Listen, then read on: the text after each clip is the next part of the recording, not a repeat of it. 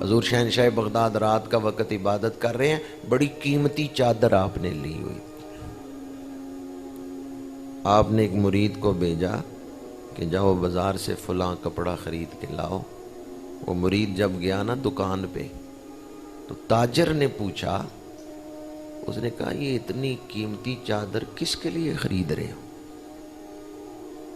اس خریدار نے کہا میں اپنے مرشدوں کے لیے خرید رہا ہوں، حضور غوث اعظم نے مجھے پیسے دے کے بھیجا، جاؤ یہ چادر خرید کے لاؤ. اس نے کہا اتنا قیمتی کپڑا تو بادشاہ نہیں پہن سکتے جتنا تمہارے مرشد پہن رہے ہیں.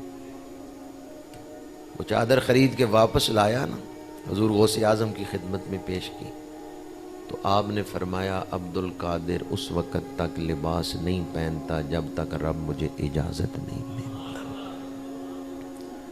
فرمایا ہم نے فاقہ بھی کیا، ہم نے ترک دنیا کے مراحل بھی طے کیے، اب جو کچھ میں کر رہا ہوں اپنی مرضی سے نہیں کر رہا، اب مجھے جو حکم ہوتا ہے وہی میں پہنتا ہوں. مرید نے حالانکہ پوچھا نہیں تھا، اس کے دل میں بات تھی. حضور شہنشاہ بغداد قدس سرہ العزیز اس شان کے ولی تھے. قیمتی چادر لی ہوئی ہے، رات محو عبادت ہے.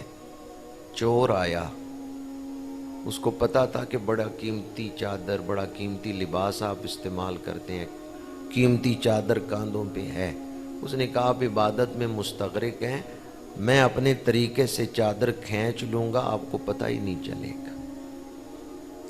جب اس نے آپ کی چادر کو پکڑا نا تو آپ نے دعا کے لیے ہاتھ اٹھائے، یا اللہ ہے چور پر دامن تیرے بندے کا پکڑ لیا ہے، اب اس کا ہاتھ نہ دیکھنا، میرے دامن کی لاج رکھنا. ہے چور پر اس نے دامن تیرے بندے کا پکڑ لیا ہے، یا اللہ اس کا دل بدل دے.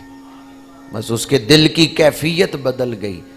چوری کی نیت سے چادر پکڑی ہے پر دل میں توبہ کی کیفیت پیدا ہوگی، آخرت کی فکر پیدا ہوگی.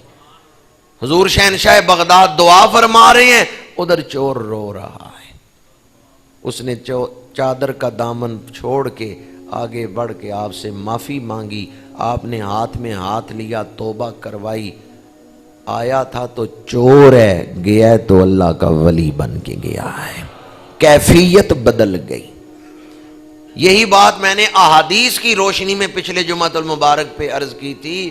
میرے آقا کریم نگاہ فرمائیں تو کانٹے پھول بن جاتے ہیں، پتھر بولنے لگ جاتے ہیں، کھاری کنویں میٹھے ہو جاتے ہیں. حضور نگاہ فرمائیں تو کیفیتیں بدل جاتی ہیں.